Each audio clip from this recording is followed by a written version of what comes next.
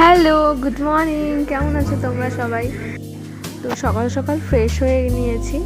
তোমাদের সাথে একটা কথা শেয়ার করি। আমাদের জীবনে এরকম অনেক মানুষ আছে যারা নিজেরা তোমাকে যেমন খুশি ব্যবহার করবে, অপমান করবে, কিন্তু তুমি যদি তার পরিপ্রেক্ষিতে প্রতিবাদ করো তখন তারা বলবে তুমি বলেছো, তুমি প্রতিবাদ করেছো জন্যই তারা এরকম ব্যবহার করেছে। তো এই সব মানুষ খুব স্বার্থপর হয় এবং এদের নিজেদের স্বার্থে তোমাদের ব্যবহারও করবে, আবার উল্টা তাদের দোষটা তোমার ঘাড়েই দিয়ে দিবে।